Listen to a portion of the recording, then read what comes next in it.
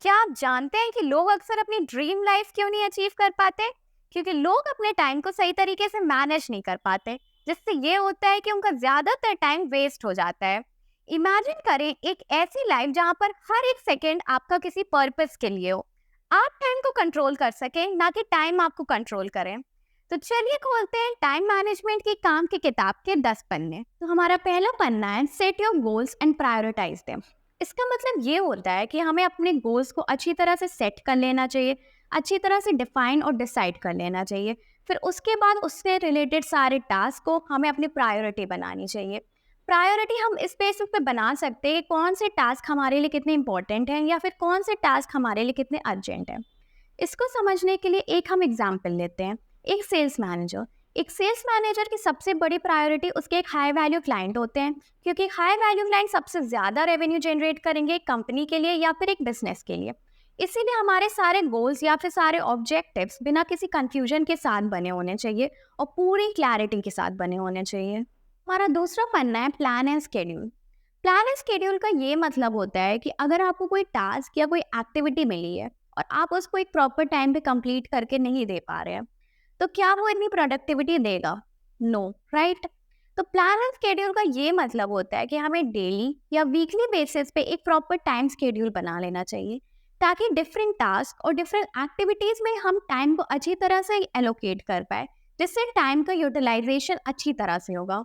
इसको समझने के लिए एक हम एग्जाम्पल लेते हैं। एक प्रोजेक्ट मैनेजर एक प्रोजेक्ट मैनेजमेंट सॉफ्टवेयर का यूज करते हुए उसकी हेल्प से एक टाइम स्केड्यूल बनाएगा, ताकि वो अपने माइलस्टोन को अचीव कर पाए एक प्रॉपर टाइम में बिना किसी डिले या डेडलाइन के।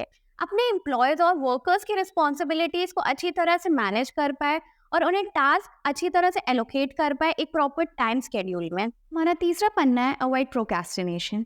तो अक्सर हम लोग एक कॉर्पोरेट वर्ल्ड में या एक स्टूडेंट लाइफ में, एक एम्प्लॉय लाइफ में ये देखते हैं कि कोई भी टास्क मिला हो या कोई एक्टिविटी मिली हो, तो हम हमेशा एक डेडलाइन तक का वेट करते हैं उसे कंप्लीट करने में, जिससे ये होता है कि बाद में हम उसे स्ट्रेस और प्रेशर में कंप्लीट कर पाते हैं, जिससे एक मीनिंगफुल या एक इम्पैक्टफुल रिजल्ट हमें नहीं मिल पाता। एक परफेक्शन जो हमें अचीव करनी होती है वो भी हमें नहीं मिल पाता।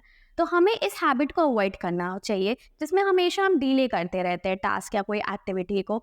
हमें हमेशा कोई भी एक्टिविटी हो या कोई भी काम मिला हो तो एक प्रॉपर टाइम स्केड्यूल में ही कंप्लीट करके देना चाहिए। इसको समझने के लिए एक हम एग्जाम्पल लेते हैं। एक एचआर को पीरियोडिकली परफॉर्मेंस रिव्यू रिपोर्ट बनानी होती है और सबमिट करनी होती है। अगर वो डेडलाइन तक का वेट करता रहेगा तो क्या वो इतनी परफेक्शन अचीव कर पाएगा? नहीं। तो हमेशा उसे एक प्रॉपर टाइम स्केड्यूल में ही कंप्लीट करके दे देना चाहिए, ताकि अगर फ्यूचर में कोई स्कोप ऑफ इम्प्रूवमेंट हो तो उस पर वो वर्क कर सके और कोई भी स्ट्रेस और प्रेशर को फेस ना करना पड़े बाद में। तो हमारा चौथा पन्ना है डेलीगेशन ऑफ टास्क।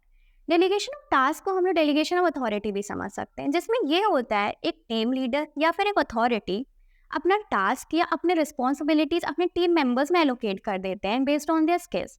जिससे ये होता है कि एक तरफ तो वो टास्क अकम्प्लिश हो जाता है और दूसरी तरफ जो टीम लीडर है या फिर जो अथॉरिटी है अपना टाइम सेव कर पाते हैं और अपना टाइम और focus core areas of the organisation पे यूटिलाइज कर देते हैं। इसको समझने के लिए एक हम एग्जाम्पल लेते हैं। एक टीम लीडर जो कि अपना रूटीन एडमिनिस्ट्रेशन टास्क अपने असिस्टेंट को दे देता है, जिसके पास वो स्किल्स हैं उसे अच्छी तरह से मैनेज करने की। इससे ये होता है कि एक तरफ तो वो टास्क अकम्प्लिश हो गया और दूसरी तरफ जो टीम लीडर है या फिर जो अथॉरिटी है अपना टाइम और अपनी एनर्जी गोल्स और ऑब्जेक्टिव्स को अचीव करने पे लगा पाया, अपने core areas of the organisation पे लगा पाया। तो हमारा पांचवा पन्ना है यूज प्रोडक्टिविटी टूल्स। इसका मतलब ये होता है कि आजकल मार्केट में कई तरह के टूल्स, कई तरह के सॉफ्टवेयर डेवलप हुए हैं जो आपकी प्रोडक्टिविटी को मैक्सिमाइज कर सकते हैं, जो आपके टाइम को एनालाइज करते हुए आपकी प्रोडक्टिविटी को एनहांस कर सकते हैं। फॉर एग्जाम्पल, अगर आपके किसी फ्रेंड ने आपको व्हाट्सएप पे टेक्स्ट किया कि परसों उसे एक इवेंट अटेंड करनी है, आप उसे याद दिला दें, तो क्या आप याद दिला पाओगे? नहीं, क्योंकि आप भूल जाएंगे। आपके दिमाग में हजार चीज़ें होती हैं याद रखने के लिए, आप वो एक पर्टिकुलर चीज़ नहीं याद कर पाओगे। तो ऐसी सब चीज़ों में आपकी हेल्प करने के लिए मार्केट में कई तरह के सॉफ्टवेयर, कई तरह के टूल्स डेवलप हुए हैं। एक ऐसा टूल है जिसे हम कहते हैं गूगल कैलेंडर, जिसे एक टाइम मैनेजमेंट टूल भी कह सकते हैं।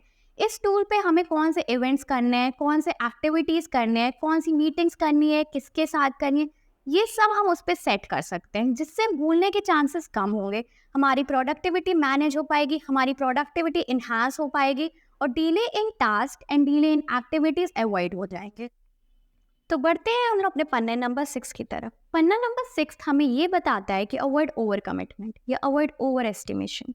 इसका मतलब ये होता है कि कोई भी टास्क या कोई भी रिस्पॉन्सिबिलिटी एक्सेप्ट करने से पहले हमें ये एनालाइज करना चाहिए कि क्या वो हमारी कैपेबिलिटी और कैपेसिटी के अंदर है, ताकि हम उस टास्क को अच्छी तरह से इफेक्टिवली मैनेज और हैंडल कर सकें। क्योंकि ओवर कमिटमेंट या ओवर प्रॉमिस से कोई भी मीनिंगफुल आउटपुट नहीं निकलेगा, क्योंकि वो टास्क या रिस्पॉन्सिबिलिटी आप अच्छी तरह से मैनेज ही नहीं कर पाएंगे, इफेक्टिवली मैनेज ही नहीं कर पाएंगे, क्योंकि वो टास्क और रिस्पॉन्सिबिलिटी आपकी कैपेबिलिटी या कैपेसिटी के अंदर ही नहीं है। तो बढ़ते हैं हम लोग अपने पन्ने नंबर 7 की तरफ। पन्ना नंबर 7 हमें ये बताता है कि मिनिमाइज डिस्ट्रैक्शन। इसका मतलब ये है कि कोई भी ऐसी डिस्ट्रैक्शन जो आपके प्रोडक्टिविटी प्रोसेस पे हिंडर कर रहे हैं, आपके प्रोडक्टिविटी प्रोसेस को हार्म कर रहे हैं या फिर बैरियर बन के बैठे हैं, तो ऐसी सारी डिस्ट्रैक्शन को आपको अवॉइड कर देना चाहिए, ऐसी सारी डिस्ट्रैक्शन को आपको मिनिमाइज कर देना चाहिए। जैसे कि सोशल मीडिया नोटिफिकेशन या एक्सेसिव ईमेल्स का आपके फ़ोन या आपके लैपटॉप पे कंटिन्यूसली पॉपअप करना, ये डिस्ट्रैक्शन होती हैं। तो ऐसे में आप क्या कर सकते हैं? ऐसे में आपको सोशल मीडिया नोटिफिकेशन या एक्सेसिव ईमेल्स की नोटिफिकेशन ऑफ करके रखना चाहिए या फिर लॉग आउट करके रखना चाहिए जब भी आप कोई फोकस या कोई भी ऐसा टास्क कर रहे हो जिस पे आपकी फोकस की ज़रूरत हो। तो बढ़ते हैं हम लोग अपने पन्ने नंबर 8 की तरफ। पन्ना नंबर 8 ये कहता है कि प्रैक्टिस टाइम ब्लॉकिंग। इसका मतलब ये होता है कि हमें स्पेसिफिक टाइम ब्लॉक्स सेट कर लेना चाहिए या फिर स्पेसिफिक टाइम ब्लॉक्स एलोकेट कर लेना चाहिए अपने डिफरेंट टास्क या फिर अपने डिफरेंट एक्टिविटीज़ में। फॉर एग्जाम्पल, मेरे पास 24 आवर्स है। मैंने अपने 2 आवर्स सेल्फ स्टडी में एलोकेट किए, 1 आवर अपने फिजिकल वर्कआउट में एलोकेट किए और 1 आवर अपनी गेमिंग में एलोकेट किए। तो इसी को कहते हैं प्रैक्टिसिंग टाइम ब्लॉकिंग। तो बढ़ते हैं हम अपने पन्ने नंबर 9 की तरफ। पन्ना नंबर 9 ये कहता है कि टेक ब्रेक्स।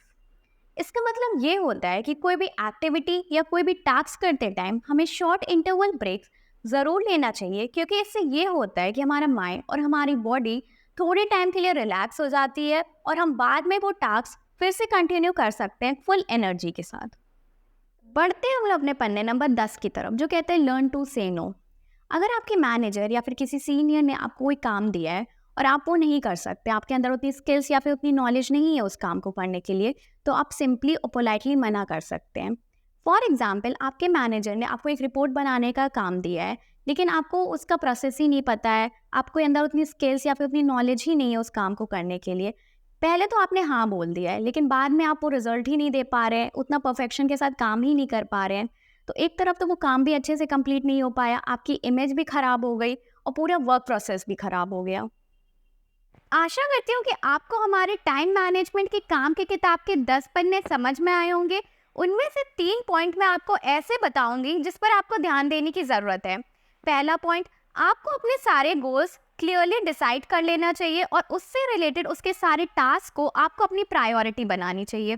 दूसरा पॉइंट, कोई भी एक्टिविटी या फिर कोई भी टास्क लेने से पहले आपको अपनी कैपेबिलिटी और कैपेसिटी को पहचानना चाहिए, ताकि आप उस काम को अच्छी तरह से हैंडल कर पाएँ। तीसरा पॉइंट, कोई भी टास्क या फिर कोई भी एक्टिविटी अगर आपको मिली है तो आपको उसको एक टाइम के अंदर ही कंप्लीट कर देना चाहिए, ना कि डेडलाइन तक का वेट करना चाहिए। अगर आपको हमारा प्रयास पसंद आया है तो वीडियो को लाइक करें, शेयर करें और चैनल को सब्सक्राइब करें।